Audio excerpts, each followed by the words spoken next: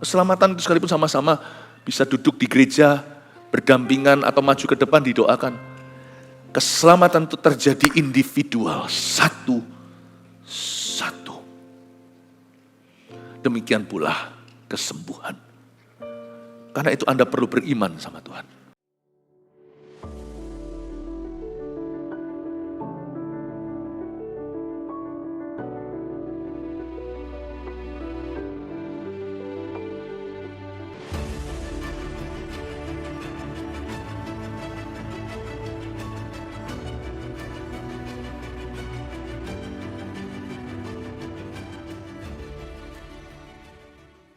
Tidak pernah kami layak berada di sini karena kebenaran kami sendiri atau karena perbuatan kami. Kami ada di sini di hadirat-Mu karena kebenaran yang telah Kau beli, ketaatan-Mu Yesus Kristus. Kami tahu kami berada di bawah berkat, bukan berada di bawah kutuk, bukan karena hukum Taurat, tapi karena kasih karunia. Dan Kau akan memberkati umat-Mu dengan perbuatan-Mu sekali lagi dan pekerjaan-Mu yang mulia. Karya terbesar adalah keselamatan-Mu Tuhan. Dan yang lebih kecil daripada itu tetapi tetap adalah pekerjaan yang besar adalah kesembuhan. Oh, how you gonna bless your people? Kau akan memberkati umat-Mu hari ini. Baik yang dekat di sini maupun yang di mana maupun yang jauh. So tidak ada orang yang keluar dari jangkauan-Mu. Kami datang dengan sakit penyakit kami. Kami datang dengan pergumulan kami. Kami datang dengan situasi mental kami. Kami datang di Jumat Agung ini karena meresapi menghayati Engkau telah mati. Dan Engkau tidak berhenti sampai kematian, Engkau bangkit lagi. Engkau berkuasa, Engkau mampu, Engkau sanggup. I believe in miracles because I believe in you. Aku percaya akan mujizat karena aku percaya akan Tuhan. Karya terbesar-Mu akan terjadi sekali lagi. Pekerjaan-Mu yang besar akan Kau singkapkan atas kami. Oh, how your presence is here. How your Holy Spirit is hovering above every head. Roh Kudus-Mu ya Tuhan Yesus melayang-layang di atas setiap kepala. Berkati dan urapi biar urapan-Mu dari tadi pagi semakin mendalam di gereja ini. Sembunyikan hamba-hamba-Mu di balik salib-Mu. Biar jemaat ketemu muka dengan muka lewat ibadah ini. Yesus, Kau kucinta, datanglah. Datanglah Roh-Mu yang tidak kelihatan itu, berkuasalah dalam kebaktian ini. Bebaskan setiap yang terbelenggu. Dalam nama Yesus. Amin. God bless you. Berikan tepuk tangan bagi Tuhan. Coba katakan pada orang kiri kanan dan sekelilingnya yang streaming juga di mana-mana Anda mendengarkan ini. Sampaikan kepada tetanggamu, Tuhan sangat mengasihinya. Katakan Yesus mencintaimu. Silakan duduk. Ku percaya mujizat sebab percaya Tuhan. Kita tidak bisa percaya Tuhan lalu memungkiri kuasanya. Karena segala sesuatu yang kita punya ini semuanya karena kuasa Allah. Karena begitu besar kasih-Nya. Dia berikan anaknya yang tunggal pada kita. Jangan lupa, kuasa Tuhan itu sungguh-sungguh menyelamatkan dan menyembuhkan. Kita tidak bisa mengenal Tuhan secara benar kalau kita tidak percaya bahwa Dia masih melakukan mujizat. Yesus yang kau sembah berasal dari seorang perawan namanya Maria. Just think about it. Tidak legal untuk kita, kalau kita tidak percaya kuasa Tuhan masih berlaku. Yesus hidup dahulu, sekarang, sampai selama-lamanya tetap sama. Dia tidak berubah. Dan kemudian pelayanannya Lazarus dibangkitkan. Dia bangkit pada hari ketiga, itu tidak masuk akal. Gereja pun berdiri akibat ada api gentayangan di atas 120 kepala. Think about it. Gereja tidak boleh jadi normal, tidak boleh jadi ordinary, tidak boleh jadi natural. There's nothing natural about your faith. Tidak ada sesuatu yang natural atau alami tentang imanmu. Segala sesuatu yang Tuhan kerjakan itu supernatural di dalam diri kita. Kalau lain ditolong saya juga, katakan amin. Tuhan itu tidak pernah pilih kasih. Kita semua anak kecil di matanya. Asal kita punya iman seperti anak kecil. Kita tidak meragukan, jangan bimbang. Tuhan kita tetap sama kok 2 tahun lalu sama hari ini. Markus pasal yang ke-7, Yesus menyembuhkan seorang tuli, ayat 31-37. Saya bacakan dulu semua ayatnya, lalu saya bahas ayat per ayat dengan Anda. Kemudian Yesus meninggalkan pula daerah Tirus dengan melalui Sidon pergi ke Danau Galilea di tengah-tengah daerah Dekapolis. Di situ orang membawa kepadanya seorang yang tuli dan yang gagap dan memohon kepadanya supaya ia meletakkan tangannya atas orang itu. Dan sesudah Yesus memisahkan dia dari orang banyak sehingga mereka sendirian, ia memasukkan jarinya ke telinga orang itu, lalu ia meludah dan meraba lidah orang itu. Kemudian sambil menengadah ke langit, Yesus menarik nafas dan berkata kepadanya, "Efata," artinya terbukalah. Maka terbukalah telinga orang itu, dan seketika itu terlepas pula pengikat lidahnya. Lalu ia berkata-kata dengan baik. Yesus berpesan kepada orang-orang yang ada di situ supaya jangan menceritakannya kepada siapapun juga. Tetapi makin dilarangnya mereka, makin luas mereka memberitakannya. Mereka takjub dan tercengang dan berkata, "Ia menjadikan segala-galanya yang baik. Yang tuli dijadikannya mendengar, yang bisu dijadikannya berkata-kata." Katakan puji Tuhan. Ayat 31. Kemudian Yesus meninggalkan pula daerah Tirus dan dengan melalui Sidon. Tirus Sidon sering disebut bebarengan di dalam kitab Injil. Kayaknya mereka bersebelahan. Lalu melalui Sidon dia pergi ke Danau Galilea, tempat ministrinya Tuhan. Galilea, kampung nelayan. Di tengah-tengah daerah Dekapolis. Kok banyak geografi, saya jelaskan signifikansinya. Apa meaning atau artinya? Tidak perlu dibuka, tapi baru di awal pasal atau saat itu pagi harinya Yesus baru saja dikonfrontasi oleh orang-orang Farisi. Dan Yesus menegur mereka, kalian ini dengan mudahnya mengesampingkan firman Allah untuk memelihara adat istiadat.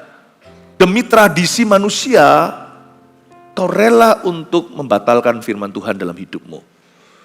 Yesus mengeluh.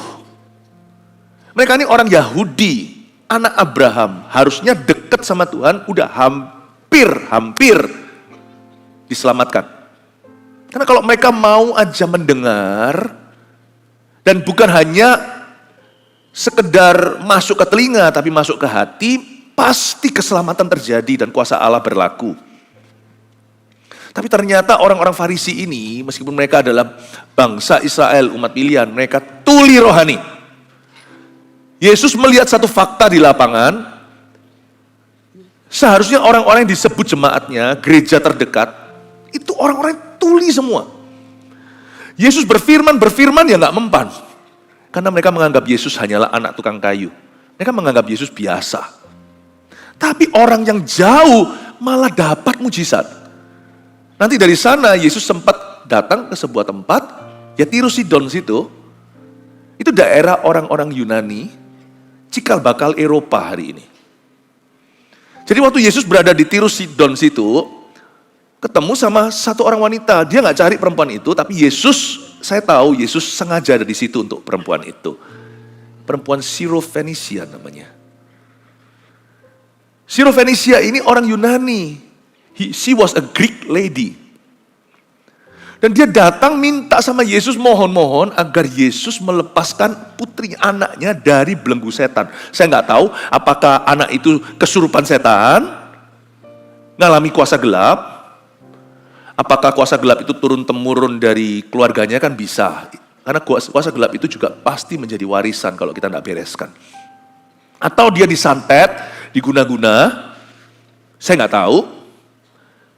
Atau pula mungkin yang disebut kuasa gelap di situ tuh dia mengalami sakit yang tidak normal. Dan kita semua tahu medis tidak bisa sembuhkan. Mungkin yang namanya pekerjaan iblis dalam kehidupan keluarga ibu Sirofenisia ini bisa jadi sakit penyakit yang tidak bisa disembuhkan. Dan dia tahu sumbernya adalah kutuk dalam hidupnya. Dan wanita Sirofenisia ini sekalipun bukan orang Yahudi dan dia tinggalnya jauh di Tirus Sidon sana, dia datang ke Yesus, jauh-jauh dia datang. Dia datang itu dengan ekspektasi dan dia datang dengan hati percaya bahwa Yesus bisa bebaskan dia. Yesus bisa sembuhkan, Yesus bisa solve her problem. Bisa selesaikan masalahnya. Mungkin dia mendengar kesaksian-kesaksian orang. Kalaulah ditolong saya juga. Dia tahu bahwa tangan Tuhan tetap terbuka bagi dirinya. Dia berkata, kalau orang lain alami, kenapa aku enggak? Kalau dia memang Mesias Juru Selamat, dia pasti bukan datang untuk etnis tertentu. Mungkin dia tahu sedikit-sedikit tentang nubuatan yang ada di dalam kitab-kitab Nabi. Karena bagaimanapun juga Tiro Sidon kan dekat. Akan ada orang-orang yang tidak ke gereja, tapi mereka pernah dengar apa yang diajarkan di gereja. Tapi samar-samar di telinga mereka itu saja sudah jadi iman. Jangan sampai kita yang ada di dalam gedung gereja jadi biasa. Dia beriman, kalau dia Mesias yang dijanjikan, berarti dia untuk semua umat manusia. Beranilah dia datang, tolong sembuhkan. Yesus berkata, roti tidak untuk anjing. Bukan Tuhan menghina, tapi Tuhan berkata, no, my time hasn't come. Pelayananku itu sebatas untuk orang-orang Israel dulu. Nanti kita tahu di zamannya gereja mula-mula, baru Injil diberitakan Yudea, Samaria, sampai ujung dunia.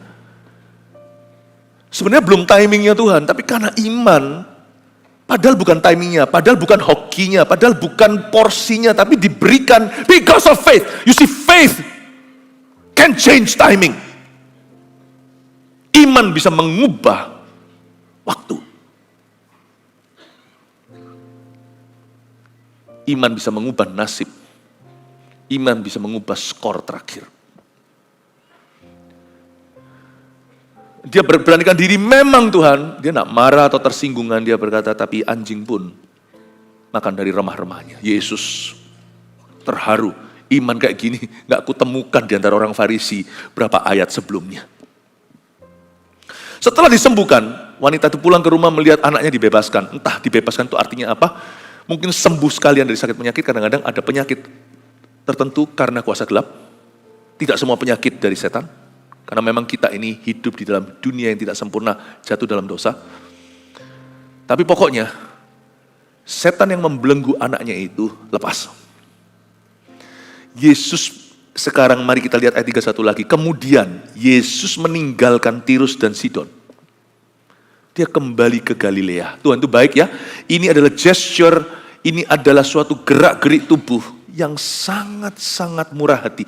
Dia membawa mujizat itu closer to home. Dia bawa ke Galilea yang notabene adalah jemaatnya.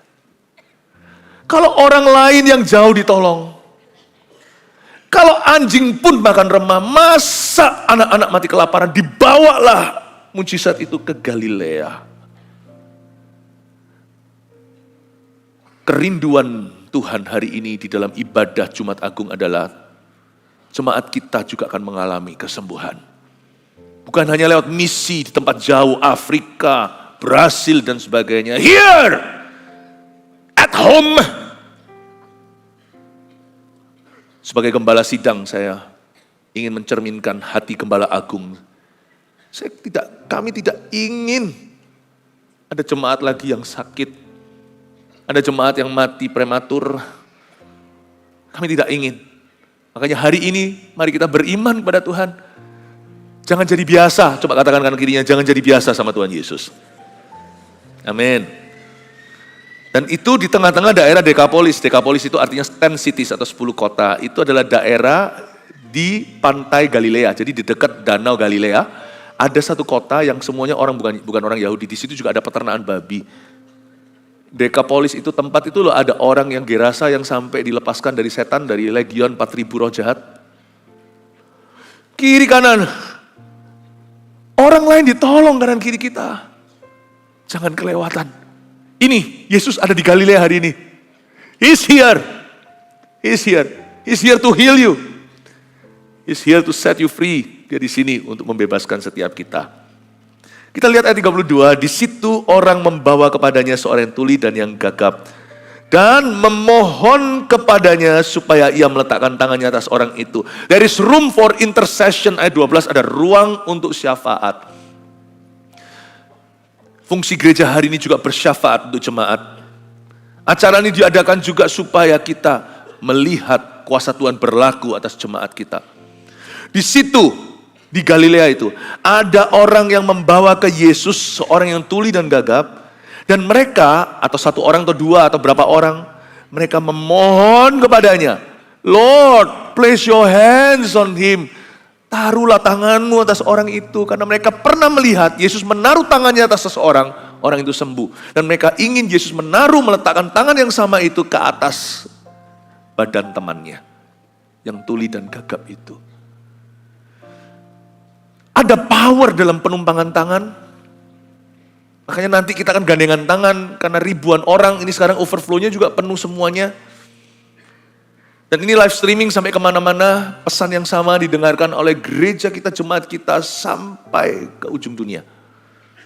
Waktu kita gandengan tangan nanti, sama dengan tumpang tangan, there is power.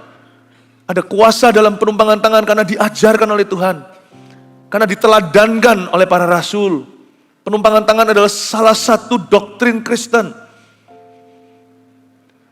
Dan Tuhan memberi kita sebuah metode yang gampang sekali. Tinggal percaya waktu kita melakukan, sesuatu terjadi. Kita nggak perlu pakai cara yang rumit seperti praktek-praktik kuasa gelap. Harus begini, harus cari kembang, harus cari begitu. Rohnya bisa astral body masuk. Jangan jadi Roh Kudus, aneh-aneh. Simple aja, tumpang tangan, believe in His word. Believe in His promise, percaya pada janji Tuhan, percaya pada firman Tuhan. Dan taruhlah seluruh imanmu pada Kalvari. Yesus berkata, it is finished, sudah selesai. Waktu kita perjamuan suci, saya bacakan Yesaya 53, you see. Karena bilur-bilurnya menyembuhkan, bukan hanya dosa kita yang ditebusnya, tetapi juga sakit penyakit kita dipikulnya. Ganjaran yang harusnya menimpa kita itu ditimpakan atasnya. Dan oleh bilur-bilurnya kita sembuh. Ada kuasa pada penumpangan tangan. Tumpang tangan itu idenya Tuhan, bukan ide kita, bukan ide saya. Dan kalau kita mendoakan, dan ini kami lakukan setiap minggu, week in and week out. Saya mau ada di sini, mau ada di mana. Kami hamba-hamba Tuhan, gembala-gembalamu ini semua, pemimpin-pemimpin rohani itu rajin tumpang tangan ke jemaat, cuman gak tentu terlihat. Kami tidak sempat aja hitung setiap minggunya itu, baik di antara ibadah atau di hari biasa, berapa orang, berapa jiwa, berapa jemaat yang kami tumpangkan tangan atas mereka. Too many, too numerous to count. Bahkan Yakobus ajarkan, pakailah minyak. Itu minyaknya gak sakral. Bahkan gak perlu untuk dijadikan rebutan. Minyak itu adalah untuk penatua jemaat, mendoakan jemaatnya yang sakit. Dan doa yang lahir dari iman menyembuhkan orang yang sakit itu. Kalau dia berdosa, dosanya diampuni. Minyak itu bukan sesuatu yang magic, tapi doa yang lahir dari iman. Minyak itu adalah testament atau kesaksian untuk sang gembala atau pendetanya. Kalau minyakmu, tabung minyak yang kau bawa itu tidak turun-turun, berarti kita mulai malas mendoakan orang sakit. Minyak itu tidak ada sakralnya. Yang sakral itu nama Tuhan. Tapi minyak itu sebagai reminder untuk kita rajin mengoleskannya dalam nama Yesus untuk orang sakit. Tapi kalau ribuan orang, Tuhan tidak terpaku dengan satu metode, you see. Makanya saya dapat hikmat untuk kita gandeng tangan nanti. Sama dengan menumpangkan tangan atasmu. Kalau kita mau olesin minyak ratusan ribu orang, disemprot pun tidak selesai. Bukan itu. Tumpang tangan, let's just be simple as possible. Sesederhana mungkin. Tapi imanmu pada Yesus. Sesederhana mungkin kau percaya bahwa Tuhan masih menyembuhkan. Seperti itulah Tuhan nanti akan melakukan. Kalau saya tambahkan tadi metode, ada diberikan yang namanya minyak diajarkan di surat Yakobus. Paling cuman ada satu hal ekstra aja yang diajarkan. Dalam pelayanan kesembuhan kita jangan aneh-aneh. The simpler the better. Lebih sederhana lebih baik. Supaya tidak terjadi distraction, gangguan terhadap salib itu. Kita kalau mau bersembunyi di balik salib. Jangan jadi saingan salib. Jangan keluar dari salib itu, hello, tada. Kalau orang melihat kita, orang sakit tak sembuh. Tapi kalau orang sakit melihat Yesus, mereka sembuh. Bila Yesus ditinggikan, dan salibnya ditegakkan, pasti dia menarik semua orang datang kepadanya sekarang. Dia harus makin bertambah, ku harus makin berkurang. Nama siapa? Nama Yesus saja disembah. Ku di baris paling belakang. Bila Yesus ditinggikan, dan salibnya ditegakkan, pasti dia menarik semua orang datang kepadanya sekarang. Biasanya yang ditarik Tuhan dulu adalah pelacur, pendosa. Karena orang berdosa itu tertarik datang ke Tuhan. Karena mereka tahu mereka butuh. Justru orang yang merasa dirinya suci malah gak butuh. Siapa lagi yang ditarik sama Tuhan dulu kalau ada sesuatu? Orang sakit. Makanya di gereja kita, pelayanan kesembuhan kita sesimpel mungkin. Saya rasa nanti bergandeng tangan adalah satu hikmat untuk tumpang tangan. Tapi sifatnya massal. You believe Jesus, oke? Karena saya tahu Anda butuh, ada orang-orang di sini yang sakit. Percayalah kepada Tuhan Yesus. Kita lihat ayat 33. Dan sesudah Yesus memisahkan dia dari orang banyak. Nanti kita akan bersyafaat sama-sama ya. Meskipun kita syafaatnya sama-sama, tapi ada ayat di sini, Yesus memisahkan dia. Sekalipun kita bisa masuk hadirat Allah sama-sama, kesembuhan per kesembuhan itu personal sifatnya. Makanya saya mau dorong Anda, sebelum kita nanti berdoa syafaat sebagai gereja, how powerful it would be, betapa penuh dengan kuasa waktu kita masuk secara korporat. Bayangin seluruh gereja kita hari ini mencetuskan agar semua yang sakit di antara jemaat sembuh. How powerful could it be? Itu adalah hak anak-anak Tuhan, you know. Itu adalah bagian kita di pohon kehidupan. I believe in miracles. Ayo kita sekali lagi pertaruhkan seluruh iman kita. Saya rasa kita layak mempertaruhkannya demi jemaat tercinta. Kami semua berdoa, bersyafaat, berpuasa untuk hari ini. Supaya ada seseorang yang sembuh. Kalau saya ngomong begini harusnya Anda tangkap dengan mentah-mentah, itu aku. Itu aku. Atau itu seseorang yang kau tahu. Ya. Kita akan bersyafaat. Namun demikian sekalipun kita bersyafaat itu sama-sama. Tapi ayat 33, dan sesudah Yesus memisahkan dia dari orang banyak, sehingga mereka sendirian. Ingat, sehingga mereka sendirian. Even waktu Anda bergandengan tangan, kita bergandengan tangan nanti, ada satu waktu di mana setiap orang akan stand on his own. Beriman pada Tuhan. Mereka sendirian, karena healing is a personal work of Jesus, seperti salvation. Keselamatan itu sekalipun sama-sama bisa duduk di gereja, berdampingan atau maju ke depan didoakan. Keselamatan itu terjadi individual, satu. Demikian pula kesembuhan. Karena itu Anda perlu beriman sama Tuhan. Hari ini sebelum kita berdoa, firman terlebih dahulu disampaikan. Supaya Anda beriman dengan benar pada Tuhan. Berimanlah kepada Tuhan Yesus. Berimanlah secara pribadi. Lalu dia berkata seperti ini. Lalu ayat berikutnya. Yesus memasukkan jarinya ke telinga orang itu. Wah, metode Tuhan ini susah ditiru. Don't do this at home. Dia memasukkan jari ke telinga orang itu.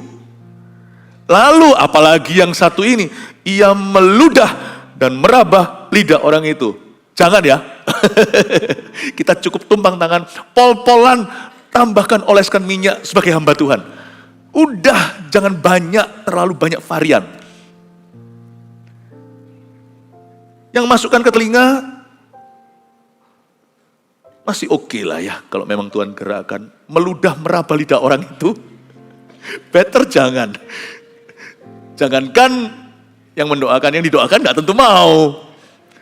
Tapi ayat ini menjelaskan kepada kita bahwa Yesus tidak terpaku satu metode. Supaya jangan sampai Yesus diskakmat. Oh itu cara, itu keramat. No. Kita yang harus dipaku metodenya supaya kita gak aneh-aneh. Yesus tidak bisa kau taruh dalam satu box. Satu kotak. Saya tunjukkan dari ayat ini bahwa Yesus kalau menyembuhkan itu tak terduga caranya. Dia pernah menyembuhkan orang lewat satu kata-kata. One word only. Itu loh, ingat gak perwira Itali itu loh. Satu kata dari engkau akan menyembuhkan. Yesus berkata, wow. Yesus pernah menyembuhkan orang tanpa kata-kata. Dia jamah segenap hidupku. Dan beri damai di hatiku. Dia jamah saja orang itu sembuh. Orang mati itu bangkit. Mertua Petrus salah satu kesembuhan awal. Cuman dipegang Tuhan. Perempuan pendarahan. Yesus tidak ngomong apa-apa. Ada tenaga keluar. Yesus pernah mendoakan orang pernah menyembuhkan orang tanpa menjamah. Tapi Yesus juga pernah menjamah orang kusta. Orang lain semuanya jijik termasuk istrinya. Yesus jamah. Padahal orang itu berkata, kalau kau mau kau bisa sembuhkan aku. Ucapkan satu kata, tapi Yesus malah jamah. Tuhan tidak bisa dipaku. Dia tidak bisa dipatok. Kali ini, dia letakkan jarinya, masukkan dalam telinga orang tuli. Lalu meludah dulu, lalu pakai ludahnya sendiri meraba lidah orang itu. Tapi waktu saya renungkan kenapa dia lakukan itu, ini kasih loh. Meskipun jangan kita tiru. Saya tunjukkan ya. Orang tuli ini kan dibawa datang ke Yesus karena temannya. Dia sendiri nggak tentu mau, dia sendiri nggak tentu percaya. Tapi hari itu, apa yang Yesus lakukan ketika letakkan jarinya ke dalam telinganya, seperti orang tuli itu dunianya sepi. Sekalipun dia bisa melihat orang sekelilingnya, tapi kedap suara. Anda baru komunikasi merasa dekat sama seseorang waktu video call, contohnya suaranya ada. Tapi waktu itu hanya gambar saja, Anda masih merasa terpisah. Dia itu merasa selalu lockdown, selalu isolasi. Dia sudah lama tidak merasakan suatu jamahan personal. Dia hanya lihat adegan tanpa suara. Aku di sini, kau di sana. Tiba-tiba kresek masuk di telinganya. Meskipun dia tidak dengar suara, tapi dia merasakan. He feels in his ears. Kayak orang yang suka gini-gini telinga, bunyi cicit. Anda bisa merasakan kresek meskipun tuli di dalam situ. Dia merasakan dunianya tiba-tiba kemasukan sesuatu. Dia merasa selama ini jauh, tiba-tiba ada seseorang yang dekat. Dia merasakan hadirat Tuhan dalam kesunyiannya.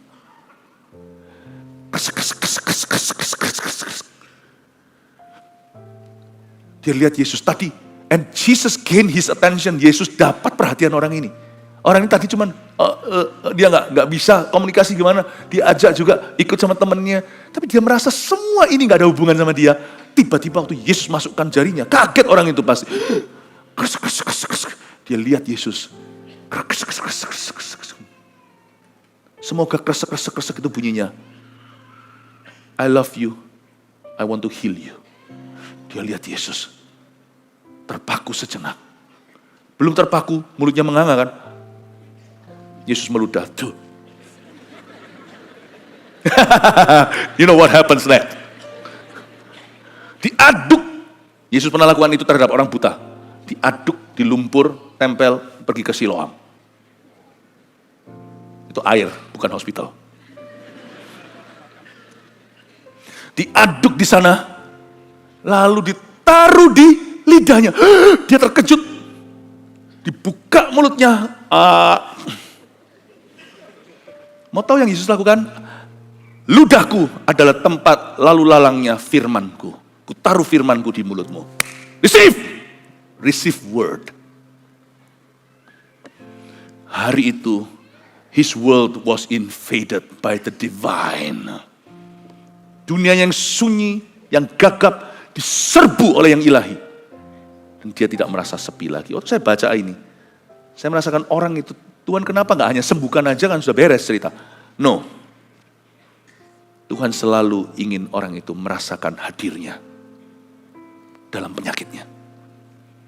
Nanti waktu kita gandengan tangan, jangan pikir penyakitmu dulu. Hampiri Tuhan aja. Akan ada sesuatu yang mengalir dalam duniamu. Amin Bapak Ibu. Kembali ke dokter tapi segala sesuatu yang Tuhan kerjakan hari ini, semua kesembuhan yang akan terjadi, yang boleh terjadi, yang akan terjadi, semua pasti akan diverifikasi lewat meja medis. Everything Jesus does is proven. Semua yang Yesus lakukan akan terbukti. Lalu setelah itu, bawalah kesaksianmu, sebab kesaksianmu itu nanti bukan untuk saya. Saya percaya seseorang akan disembuhkan, saya tidak ragukan. Tapi kesaksianmu itu adalah untuk dirimu. Karena ketika Anda bersaksi, Anda jadi berkat buat orang lain. Dan juga untuk orang lain yang punya pergumulan yang sama.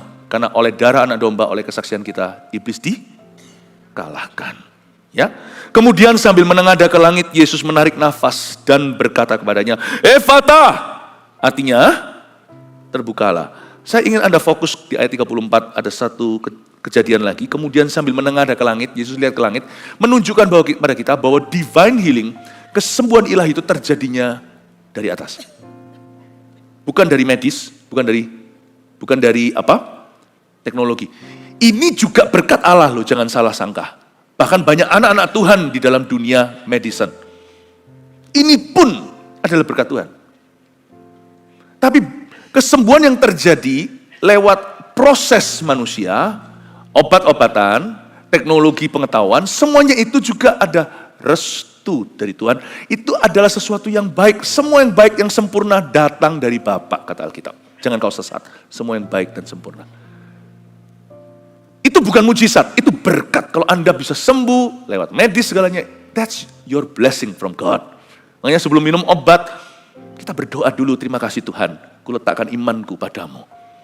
Ya, tapi divine healing, mujizat kesembuhan ilahi tidak lewat proses manusiawi, it comes from above. Makanya Yesus sebelum membangkitkan Lazarus, dia menengadah ke atas. Dan kali ini sebelum orang tuli itu mendengar,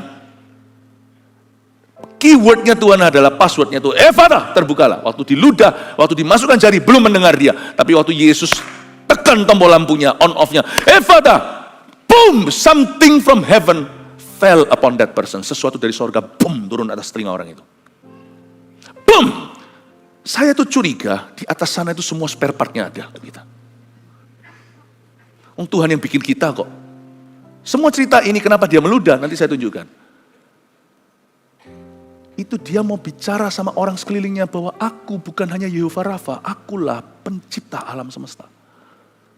Waktu Yesus mengaduk-ngaduk untuk mata orang yang buta itu, di tanah, lumpur tanah itu, bukankah kita, hai Adam dan Hawa, terbuat dari debu dan tanah itu? Tapi tidak tercipta kesembuhan ilahi itu sebelum Tuhan beri perintah. Segala sesuatu dimulai dari firman-Nya, kau berfirman dan pulihkan aku. Dan berfirmanlah anak manusia, jadilah terang, terang jadi. Yesus menunjukkan pada semua bahwa akulah pencipta, I am the creator. Semua spare part-mu ada di aku. Kau boleh minta, mintalah, maka diberi. Carilah, kau akan mendapat. Ketoklah, pintu akan dibukakan. Bagian satu tadi saya jelaskan, ketok sekali gak cukup, karena semua orang suruh dia bungkam. Karena itu kalau kita minta sama Tuhan, minta sungguhan. Kalau kita berdoa, berdoa sungguh-sungguh, jangan setengah-setengah. Jangan gampang menyerah. Faith should be personal. Iman harus pribadi, sangat personal. Tapi iman juga tidak boleh setengah hati. Kalau Anda mau beriman, berimanlah sungguh-sungguh pada Tuhan. Dari zaman Yohanes Pembaptis, yaitu di zaman perjanjian baru sekarang. Sekarang kerajaan Allah diserong. Apa artinya diserong dalam bahasa Inggrisnya? From the day of John the Baptist, the kingdom of God suffers violence, and the violent in faith should conquer it. Kerajaan Allah diserong, dan orang-orang yang benar-benar sungguhan berimannya itu yang memperolehnya. Maka itu saya beritahukan, nggak boleh ikut-ikutan. Kalau soal keselamatan itu kita bisa sama-sama dalam sebuah movement kegerakan rohani, di mana banyak orang diselamatkan, tapi setiap orang yang diselamatkan itu satu persatu memutuskan. Kesembuhan, kolam Bethesda segalanya, tapi waktu Yesus datang untuk menyembuhkan si lumpuh, dia nggak ready. You see, kesembuhan itu sekalipun bisa terjadi lewat sebuah movement goncangan seperti ini, tetapi nanti setiap orang yang mengalaminya itu pribadi dengan Tuhan. Amin Bapak Ibu. Sekalipun banyak orang bersyafaat untuk dirinya, terbukalah, maka terbukalah telinga orang itu. Boom, sesuatu terjadi dari atas. Ya, dan ayat 5:34 kemudian sambil menengadah ke langit, Yesus menarik nafas. Katakan Yesus menarik nafas. Dalam bahasa Inggrisnya itu, dan juga di dalam bahasa Septuagint atau bahasa Yunani kunonya, Yunani perjanjian baru ini, dia bukan hanya menarik nafas, itu kan gini. Lebih tepatnya, saling melengkapi antar bahasa. Jesus sighed. Sadarkah Anda? Ini bukan bernafas. Lebih tepatnya juga buang nafas. Kayaknya bernafas ya. Padahal dia sedang mengeluh. Yesus itu merasakan your pain. Dia tidak lakukan itu show off. Demi demonstrasi. Dia lakukan ini karena kasih. Sungguhan mengasihi si tuli. He sighed. Saya kasih satu kesaksian ya. Ini bukan sesuatu, ini sesuatu yang sifatnya subjektif yang saya alami sendiri. Jadi saya tidak tekankan ini sebagai firman, ini sebagai testimoni. Saya dalam melayani pelayanan kesembuhan berkali-kali, misalnya waktu di Malaysia, waktu di Taiwan, bahkan di Indonesia, waktu kita bergandeng tangan doa, pernah saya alami. Bahkan pernah saya alami sebelum saya naik ke atas panggung untuk berkhotbah, di pinggir situ saya berdoa. Sebelum saya naik ke atas, lagu terakhir, meskipun waktu saya lagi gandeng tangan, beberapa kali insiden, saya mendengarkan seseorang di dekat saya, padahal nggak ada orang di dekat saya. Sighing. Itu saya rasa masih gunung jemaat. You cannot enter healing ministry if you don't have compassion for the sick. This ministry is by compassion.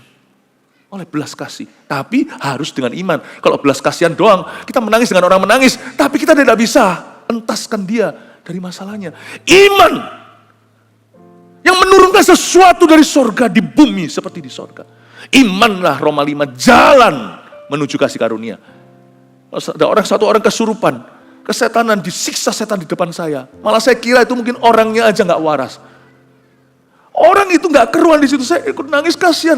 Apa gunanya kasihan? Harus ada orang yang garang dengan iman dan berkata, tinggalkan dia. Melepaskan orang itu dari belenggu. Memang tidak berhenti sampai belas kasih. Iman harus terjadi, tapi jangan masuk ke sini kalau kau tidak punya belas kasihan. Karena this is a ministry of Jesus saying, bukan Jesus saying. Yesus, saya mendengarkan suatu hari waktu di Taiwan, di pinggir situ saya mendengar, tiba-tiba ada seorang yang, saya nangis langsung. How you love these people. Tuhan wahyukan pada saya, how he loved the Taiwanese saat itu. Saya naik ke atas gemetar, saya harus bisa mewakili Tuhan dengan benar. Pada waktu bergandeng tangan, saya mendengarkan seseorang seperti, kenapa Yesus begitu sayang? Karena penyakit orang dia pikul di tubuhnya di Golgota, bukan hanya dosa kita. Tuhan tidak ingin kau sakit, Tuhan ingin kau sembuh, titik. Jangan ngasih koma. Jangan pakai Ayub segala, I know Ayubnya segala. Itu adalah daulat Tuhan, gak usah diteorikan. Tapi dari sisi karakternya udah jelas dan benar. He wants you well. Amin Bapak Ibu Saudara. Lalu ketika boom, turunlah sesuatu dari sorga, apa yang terjadi? Maka terbukalah telinga orang itu. Dan seketika itu terlepas pula lah pengikat lidahnya. Katakan seketika itu. Ini yang disebut dengan divine healing, kesembuhan ilahi. Ini yang disebut dengan by way of miracles atau melalui mujizat. Ini bukan lewat proses, bukan lewat progres. Ini seketika. Immediately. Maka terbukalah telinga orang itu dan seketika itu pula. Ada sesuatu ini, unik sekali. Terlepas pula pengikat lidahnya. Saya kira cuma gagap itu normal. Ya bagi beberapa, ya suatu keabnormalan yang normal gitu. Tapi di sini dikatakan ada pengikat lidah. Sebenarnya, untung mata kita tidak bisa melihat alam roh. Andai kata kita bisa melihatnya ya. There's a lot of demonic activities dalam kehidupan manusia. Yang kita kira hanya gagah biasa, ternyata ada pengikat lidahnya. Dan pada waktu Yesus berkata, Evata! Sesuatu boom turun atas tubuh orang itu. Pengikat lidahnya itu lari. Gak heran lah, ini dekat Dekapolis. Kandang babi itu. Orang kira saja begitu di situ. Gak heran lah ini dekat Tirus Sidon semuanya. Gak heran lah orang-orang Farisi di mana ada kekeringan dan kematian rohani. Tapi hanya roh agamawi, setan, pesta pora. Waktu Yesus berkata, Evata, yang lari itu ada ekornya. Lepas dari lidahnya. Coba bayangin kalau orang itu hanya dikasih antibiotika.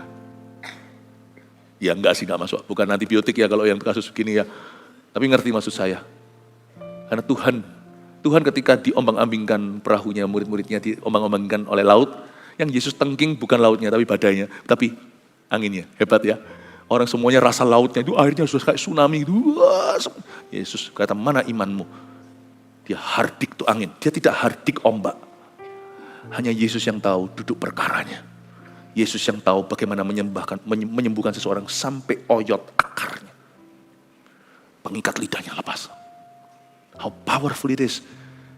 Divine healing is always supernatural. Tapi di dalam alam jasmani, sesuatu sungguhan terjadi. Orang itu mendengar. Yesus berpesan pada orang-orang yang ada di situ supaya jangan menceritakannya kepada siapapun juga. Kenapa dia lakukan itu? Karena simple, karena Yesus belum mati di Kalvari. Jadi tidak boleh ada gangguan, distraction tidak boleh ada gangguan. Tidak boleh ada yang mencuri perhatian. Gak boleh manusia itu salah fokus atau gagal fokus. Tapi sekarang sudah bisa, karena Yesus sekarang sudah ditinggikan, roh-roh jahat, kuasa kegelapan dilucuti. Di depan umum lagi. Tapi makin dilarangnya mereka, makin luas mereka memberitakannya. Yesus selain itu, Yesus tidak mau mereka asal bunyi, asal bicara, supaya nanti orang yang datang sungguh-sungguh butuh bisa dekat Yesus. Bukan orang-orang yang curious, bukan hanya orang-orang yang penasaran. Karena zaman itu karena Yesus tidak punya, belum zamannya media seperti hari ini. Jadi orang-orang kalau sampai kecepatan tahu, nanti ikut-ikutan. Jadi yang sungguhan butuh, tidak bisa ketemu sama Tuhan. Tuhan itu baik ya. Tuhan itu selalu membuka jalan VIP itu orang yang paling membutuhkan dulu. Dia berkata jangan diberitahukan, mereka asal aja pokoknya beritahukan. Malah merugikan misi Tuhan. Saya ingin Anda mengerti satu hal. Kesembuhan tidak bisa ikut-ikutan. Tuhan buka jalurmu. Datanglah. Datanglah kepadaku yang letih lesu. Dan berbeban berat. Aku memberimu kelegaan. Kata kelegaan di situ juga ada healing di dalamnya. Mereka takjub dan tercengang dan berkata, ia menjadikan segala-galanya baik. Kita baca sama-sama kata ia menjadikan, karena ini adalah tentang kehidupanmu juga. 1, 2, 3, ia menjadikan segala-galanya baik. Yang tuli dijadikannya mendengar, yang bisu dijadikannya berkata-kata. Garis bawahi ada 3 kata di sini yang saling tersambung. Ia menjadikan, kata menjadikan, lalu yang tuli dijadikan, kata dijadikan, yang bisu dijadikannya, kata dijadikannya. Jadi menjadikan, dijadikannya. Sadar nggak apa yang terjadi di sini? Yesus adalah penjadi atau pencipta. Ingat kitab Kejadian? Ditunjukkan, aku yang menciptakan bumi. Bumi lahir dari ludahku. Kau dari tanah dan debu. Mandilah, rauplah di kolam Siloam. Tuhan tunjukkan, I am the creator. Makanya kita tidak bisa contoh ini. Because we are not the creator. Kita hanya bisa tumpang tangan, yakni gandeng tangan. Sisanya, biar Tuhanlah yang meludah ke tanah. Dan biarkan bumi penuh dengan kemuliaannya. Biarkan Tuhan menyembuhkan Anda hari ini. Karena Tuhan sayang Anda. Haleluya, mari kita semua bangkit berdiri.